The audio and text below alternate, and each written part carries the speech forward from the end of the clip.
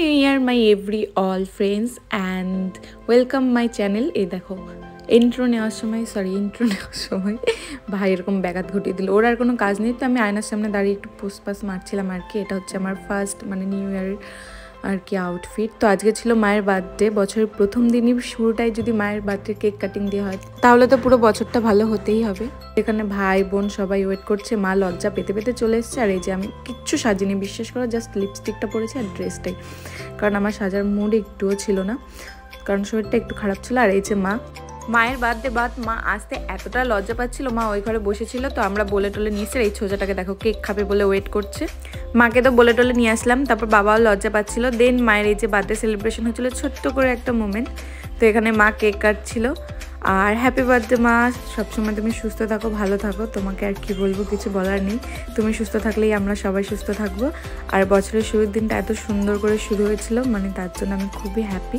আর এখানে এই ছোচাটা সবার আগে খেলো, এই যে কেক এতটা ভালো খায়, সবসময় বাড়িতে কোনো কিছু সেলিব্রেশন হলে কেক খাওয়ার জন্য ওপেতে বসে থাকবে, কখন খাবে। আমার খাওয়ার মুড ছিল না, যেহেতু আমি সারাদিন না খেয়েছিলাম, তো আমার প্রচণ্ড গা পাকাচ্ছিল। তারপর যেহেতু মার বার্থডে একটু কেক তো খেতেই হবে, তারপর খেয়ে নিলাম। আর এখানে তারপর সবার শেষে মাও কেক খালো। তারপর দেখো মার গালে একটু টুইং করে কেক লাগিয়ে দিলাম। আর এখানে মাকে বললাম মা একটু হাই করো, তারপর মা হাই করে দিল।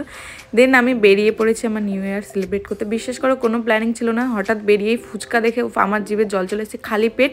বাট একবার ভাবছিলাম খালি পেট ফুচকা খাবো কিনা, তারপর দেখে নিজেকে আটকাতে পারিনি, ফুচকা খেয়ে নিলাম। দেন আজকে আমার সেরকম কোনো প্ল্যানিং ছিল না, তারপর হঠাৎ করে আমি বেরিয়েছি। এখনও অবধি কিন্তু আমার কোনো প্ল্যান নেই, আমি জানি না আমি কোথায় যাব। তারপরে এই যে রনি চলে এসেছে, আমাকে নিয়ে বেরিয়ে পড়েছে। ও জানে না, আমিও জানি না কোথায় যাবো। তারপর ভাবলাম আমাদের ফ্রেন্ডস গ্রুপের পিকনিক হচ্ছে, বাট আমার কিছু পার্সোনাল প্রবলেমের কারণে আমি সেই পিকনিকটা অ্যাটেন্ড করতে পারিনি। তো আমি ওকে বললাম সবার আগে আমাকে ওখানে নিয়ে চল, আমি আমার সখীগণদের সাথে একটু দেখা করে হ্যাপি নিউ ইয়ার উইশ করে নিই। তো আমাকে নিয়ে যাচ্ছিলো। তারপর তো বাড়িতে সারাদিন ল্যাট খেয়ে শুয়ে থাকার পর আনএক্সপেক্টেড এটা আমার কাছে যে আমি এখন বেরিয়েছি। তো আমি ভীষণ ব্লাশ করছি, তোমরা আমার মুখটা দেখলেই বুঝতে পারবে। তারপর আমরা দুজন মিলে বেরিয়ে পড়েছি একটু কল্যাণী রাস্তায় ঘুরু করতে। তারপর দুজন মিলে ডিসাইড করে বেরিয়ে পড়েছি আমার সখীদের সাথে দেখা করতে। এখানে দেখো রাস্তাটা এতটা অন্ধকার, একটাও লাইট নেই, আর পুরো কুয়াশা চারিদিকে। তারপর আমি যাচ্ছি, আমি ভয়ে যাচ্ছি, ওদের সাথে পিকনিক করে নিয়ে যাই না। এসে তো দেখছি এরা আলাদা দুনিয়াতেই চলে গেছে, তোমরা দেখতেই পাচ্ছ, উল্টো পাল্টা পাগলের মতো নাচ করে যাচ্ছে। দেন আমরা বেরিয়ে পড়েছি। আমি এখনও অবধি জানি না আমরা কোথায় যাব। তো পুরো সন্ধ্যেটাই আমার কাছে আনএক্সপেক্টেড ছিল, যেহেতু আমি ভেবেছিলাম হয়তো নিউ ইয়ারের প্রথম দিন আমি বেরোবই না, সেরকম কোনো প্ল্যান ছিল না। তো সত্যি উইদাউট প্ল্যানের জিনিসগুলোই দেখবে সবচেয়ে বেশি সুন্দর হয়, প্ল্যানিং করলে সেটা পুরোটা ভেস্তে যায়। তো আমি এখনও অবধি কিন্তু জানি না আমি কোথায় যাচ্ছি আর এ আমাকে কোথায় নিয়ে যাচ্ছে। তো চলো যাওয়া যাক, দেখা যাক আমাকে কোথায় নিয়ে যায়।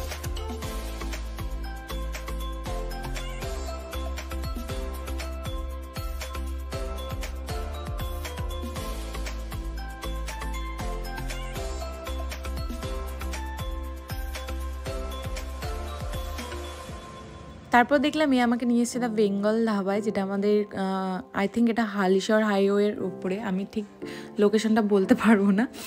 তো এই জায়গাটা আমি অনেক দিন ধরে বলেছিলাম ওকে আসবো, বাট ও আমাকে যে এখানে নিয়ে আসবে সত্যি এটা আমার জন্য সারপ্রাইজ ছিল। বাট এখানের আর কি পুরো অ্যাম্বিয়েন্সটা এতটা সুন্দর ছিল না এখানটায়, আর কি এই জায়গাটা পুরো পিকচার ক্লিকের জন্য একটা বেস্ট প্লেস বলতে পারো।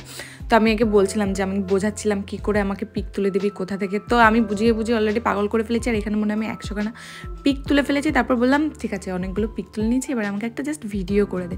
তো ভিডিও করার চক্করে আমি 10-12টা ভিডিও করে নিয়েছি। হ্যাঁ আমি এরকমই, আমি মনে হয় প্রত্যেকটা মেয়েই এরকমই, যারা একটু বেশি ঢং করতে ভালোবাসে, বেসিক্যালি আমার মতো। তো একে আমি পুরো পাগল করে ছেড়ে দিই যেখানেই যাই না কেন।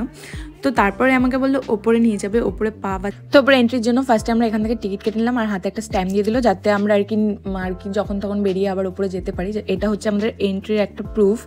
সো এটা দিয়ে দিল। দেন আমরা লিফটে করে ওপরে যাব। বিশ্বাস করো এটা আমার কাছে ফার্স্ট টাইম এক্সপিরিয়েন্স পাবে, এর আগে আমি কখনো আসিনি। তো এরকম করে সেলিব্রেশন হবে আমি সত্যিই জানতাম না। তো আমি প্রচণ্ড এক্সাইটেড, কীরকম হয় ব্যাপারটা আমি সত্যিই জানি না। তো আমি এত বড় হয়ে গেছি, এটা আমার কাছে ফার্স্ট টাইম এক্সপিরিয়েন্স। তো আমি উপরে চলে এসেছি, এসে দেখলাম ওয়াও চারিদিকে লাইটিং।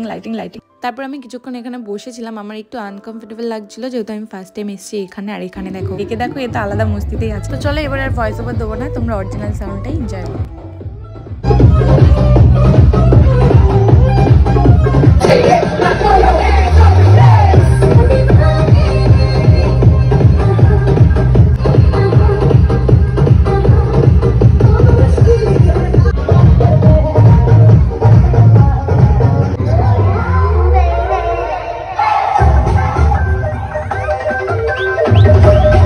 দেন আমরা ওপরে চলে এসেছি, তো কিছু খাওয়া যাক, যেহেতু সারাদিনই দুজনের না খাওয়া, তো ভাবলাম হালকা কিছু খাবো, যেহেতু খালি পেটে আমি বেশি খেতে পারবো না।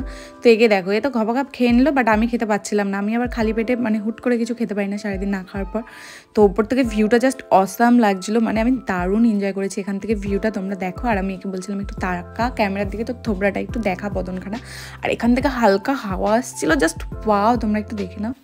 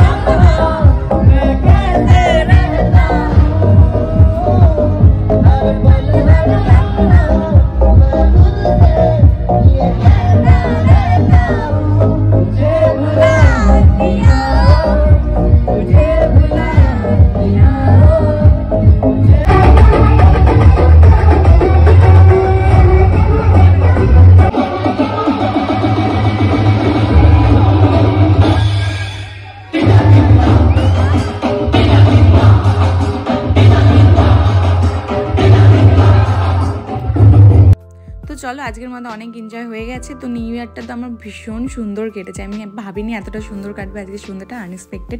তো তোমাদের কেমন কেটেছে তোমরা কমেন্ট করে জানিও। তো এখান থেকে লিফটে করে ভিউটা হেভি লাগছিলো দেখতে, তোমরা দেখে নিয়েছো। তো চলো এবার বেরোনো যাক। তো চলো এবার বাড়ির দিকে আস্তে আস্তে করে এগোনো যাক। তো এখানে আমি কিছু একটা বলছিলাম, কি বলছিলাম জানি না, এও এখানে কিছু একটা বক করছিল, তো ভুলে গেছি। সো আজকের ব্লগটা এই পর্যন্ত, ভালো লাগলে অবশ্যই লাইক কমেন্ট করতে ভুলবে না। দেখা হচ্ছে তোমার সাথে নেক্সট ব্লগে। Tata, bye bye. আর উইশ ইউ এভরিওয়ান, তোমাদের নতুন বছর ভীষণ ভীষণ ভালো কাটুক। So tata.